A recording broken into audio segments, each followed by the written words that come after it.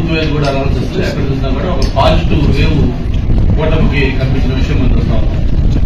అయితే దీన్ని డైవర్ట్ చేస్తూ వైసీపీ నాయకులు జగన్మోహన్ రెడ్డి గారు మన 2 నెలల ముందు ఆయన పీకే టీం ఏదైతే ఐపాక్ టీం ఉందో ఐపాక్ టీమ్ తో మాట్లాడినప్పుడు ఆయన చేసిన కామెంట్స్ కానీ ప్రజలు షాక్ అవుతారని చెప్పాడు. ప్రజలు దేశం కూడా డెఫినెట్ గా మేము కూడా అంటా ఉన్నాం. ఎందుకంటే ఖచ్చితంగా షాక్ అవుతారు. ఎందుకంటే అది సంతోషంగా కూటమి వైపు రాబోతా ఉన్నాం. ప్రజలు దేశంతో పాటు జగన్మోహన్ రెడ్డి కూడా డైరెక్ట్ గా షాక్ అవుతాడు. ఎందుకంటే ఆయన ఊహించిన విధంగా ఫలితాలు రాబోతా ఉన్నాయి.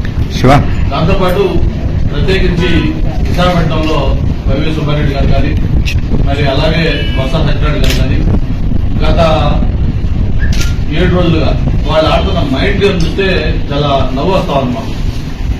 జూన్ 9న విశాఖపట్నంలోనే 9:35 ప్రమాణ స్వీకారం, అలాగే స్టేడియం పోయి ఏర్పాటు చేయడం కోసం స్టేడియం వెళ్తా ఉంటాం, అలాగే స్టార్ హోటల్స్ చేస్తామని చెప్పడం, ఇవన్నీ కూడా ఏం చూస్తామంటే అందరూ నవ్వుకుంటా ఉన్నారు. పక్క అన్ని సర్వేలు దేశంలో ఉండే ప్రెస్టీజియస్ సంస్థలు అన్ని ఆల్ సిఫారసులు మొత్తం కూడా ఎన్నికల్లో కూటమి దాని మీద సాధించబోతా ఉంది అని చెప్పి పక్క చెప్తా ఉంటే ఓటింగ్ సర్వే చూసిన అందరూ కూడా మాట్లాడుతూ ఉంటే వాళ్ళు ఈ విధంగా డైవర్ట్ చేయడం చాలా నవ్వులాటగా అందరూ ఫీలవుతా ఉన్నారు. దాన్ని ఎవరు కూడా సీరియస్ తీసుకోలేదు.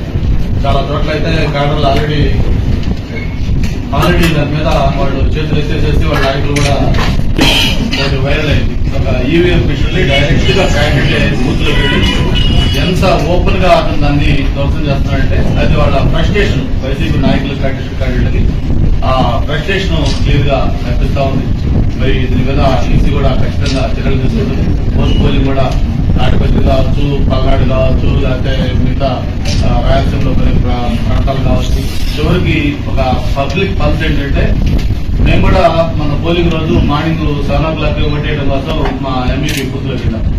వెళ్ళి ఎందుకంటే మిగతా కాన్స్టిట్యూన్స్ లో వెళ్ళాలి కాబట్టి వెళ్తే పబ్లిక్ మమ్మల్ని అప్పటికే 200 మంది క్యూలో ఉన్నారు. వాళ్ళందరూ కూడా క్లాస్ మీరు చెల్లి ఎలాంటి సభ్యులు లేకపోతే మళ్ళీ కాన్స్టిట్యూన్స్ వెళ్ళాలి కదా అని చెప్పని వాళ్ళు దగ్గరుండి వాళ్ళు లోపల తీసుకెళ్లి వాళ్ళు క్యూ కాకుండా మమ్మల్ని లేదు ఉంటారంటే కూడా వద్దని చెప్పి వాళ్ళు మన దగ్గర లోపల తీసుకెళ్లి ఓటేయింగ్ పంపించారు.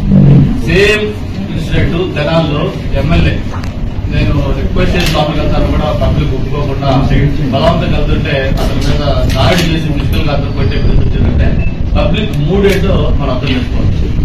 కాబట్టి వాళ్ళు ఎన్ని మాటలు చెప్పినా కేవలం 4వ తారీఖు దాకా వాళ్ళు ఎన్ని ప్రయత్నాలు చేసినా ఎన్ని చేసినా కూడా పబ్లిక్ తీర్పు పెట్టు ఆల్రెడీ పార్టీలో నిశ్చితమై ఉంది.